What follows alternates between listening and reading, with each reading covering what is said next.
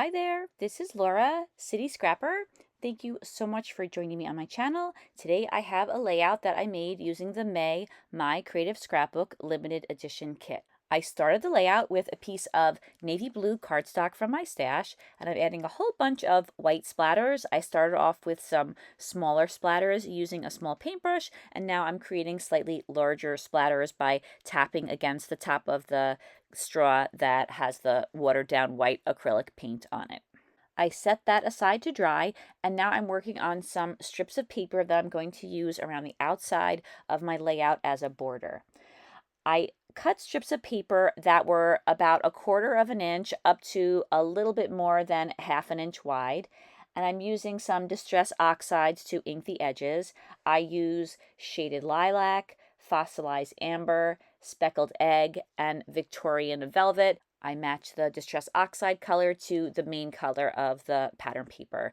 And isn't this a beautiful color combination?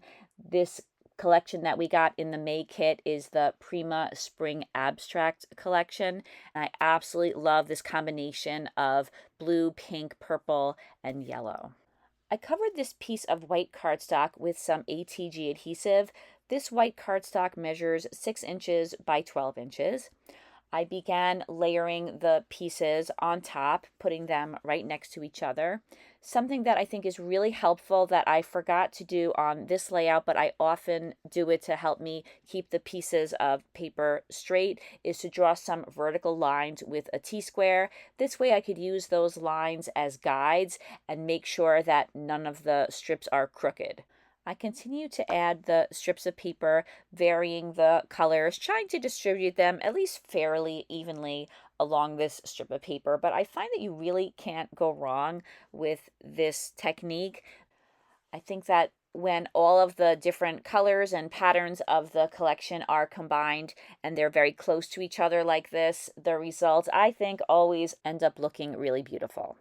I inked up the edges of this purple strip of paper, and when I put it down, it looked a little crooked, and I realized that I had one crooked piece of pink paper. That pink paper ended up making a number of the other papers that came after it crooked, so I did go back and fix that so that all the strips of paper would be straight. So I went back, I removed the crooked strip and then all the other papers that came after it. And once I was happy with the large piece of paper, I cut it into 3/4 inch strips. I did have a little bit left over, and I'm keeping that for another layout. I used some Victorian velvet to ink the edges of all 4 strips. And now I'm going to attach those down to the cardstock background that I made earlier. I often like to use strips like this as a frame around the outside of the layout. I attach the 2 vertical strips whole, and then I'm going to take the other 2 strips and I'm going to cut the corners at 45-degree angles. I think that the easiest way to make a 45-degree angle is what I'm doing right now. I folded the corner down, I created a fold line, and then I cut along that fold line, and that made a nice angle. I did the same thing on the other side as well. Now I'm going to take that strip that I just cut the angles on, and I'm going to use it as a template for the strip that goes on top. I do think it's really important, though, to just double check that it fits. I find sometimes that I can measure everything and still the 2 sides are a little bit different. But for this layout, it seems that the strip that is on the bottom fits nicely on the top as well. So I cut the top strip the same way I cut the bottom strip. And now I'm making a little repair. One of the strips of paper came off. And then before I attach those strips down to the page, I used a little bit of the Victorian Velvet Distress Oxide, and I inked the angles on both of those strips. And now I'm using ATG adhesive to attach both of them down to the layout. I really like the way the dark paper shows off all those pretty colors in the collection. I'm using one of the pear tree cut files that are available to My Creative Scrapbook subscribers. I believe this was from a past month, but I absolutely love this cut file, and for some reason I didn't use it in the month it was first available, but I really like it. I thought it was perfect to go along with this collection, which is spring themed. I backed the cut file with some of the pattern papers from the collection, and then I did some stitching. This month I did the stitching in different colors. I have some yellow thread, pink thread, and lavender thread to match the colors of the pattern paper. I don't back the cut files on camera usually, but I do have a video. I'll put the link in the description box where I do show the process of backing the cut file in case you're interested in seeing that. I'm using 2 photos on this layout. They measure 3¼ inches by 4½ inches, and I've mounted both of them on some white cardstock. I'm using 3 of the beautiful Prima flowers that we got in this month's kit. I have a large pink one in the center and then a blue flower on either side of it. Now I'm taking some of the die cuts from the kit and I'm tucking them behind the photos and also behind the cut file. For this layout, I'm using a lot of the floral die cuts. There were some images of florals that were on a slightly larger scale, and then these flowers that I'm working with now, these are a little bit smaller, so I wanted to cut one of the die cuts in half so that I could put some with one cluster and then a few more with another cluster, and I like that combination of the larger scale flowers and the smaller scale flowers.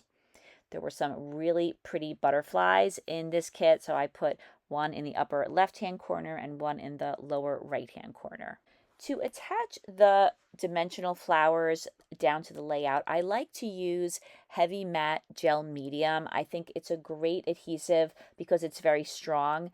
It takes a little bit longer to dry than gel glue, but it does give you a little bit of time to reposition things if you want to. I have a lot of large embellishments on the page right now, so I looked through the chipboard pack and I found that there were a number of smaller flowers in 3 of the different colors of this collection, so I thought that those would look nice spread across the layout. I love adding extra touches to the Prima flowers. For this layout, I'm adding some highlights. I'm using some Finnabair heavy white gesso. I'm dabbing the gesso onto the edges of the petals. I think that it adds such a nice look and makes them look even more dimensional than they already do. I also add a few touches of the white gesso to the centers of the flowers, but I don't want to overdo it, so I will add a light layer, and then if I want to add a little bit more, I can go back and add additional gesso. To add the gesso to the flowers, I'm using an old bristle brush. I have quite a few of these brushes in my stash, and they have definitely stood up well over time. They are definitely old. I wouldn't use them for oil painting or anything that requires a huge amount of precision, but they are perfect for things like adding gel medium to the page or dabbing on some gesso here and there. They must be fairly good quality because the bristles very rarely come out of these, where I have some much newer brushes where the bristles are all over my pages. I use the brush with just a little bit of gesso on it to build up the color until I was happy with the results. Once I was happy with the amount of gesso I had, I let it dry and I began working on adding some photo corners to the layout. I wanted to use a lot of different colors for the photo corners, so I used pink, blue, yellow, and purple. I used my EK Success scalloped photo corner punch, which I absolutely love. I use it on a lot of my layouts. I inked the edges of each of the photo corners using the same colors of Distress Oxide that I used on the strips of paper earlier. Then I attached the photo corners right down to the layout. I always like to make sure that tiny embellishments like these get attached down as soon as possible so that I don't lose track of them, which sometimes does happen. As I had mentioned before, there are a lot of images and elements that are on a little bit of a larger scale on this layout, so I like the idea of having a variety of different sizes of embellishments, so I wanted to add these floral die cuts, and I often add die cuts like these to my layouts, but I thought it was particularly important to use something delicate on this layout so I could have that variety of sizes of embellishments. I'm adding some enamel dots to those small chipboard flowers. I had some tiny white enamel dots. I thought that those looked nice there. And then for the photo corners, I'm also adding some enamel dots from my stash, but this time I'm matching the enamel dot color to the color of the photo corner. One of the butterflies is a die cut, the other one is a chipboard piece. The chipboard piece, of course, has a nice amount of dimension, and I wanted the die cut piece to have dimension as well. I'm going to pop it up on some foam. So first I reinforced it with some white cardstock, and then I added a little bit of fun foam to the back, and now it looks like it matches the other butterfly.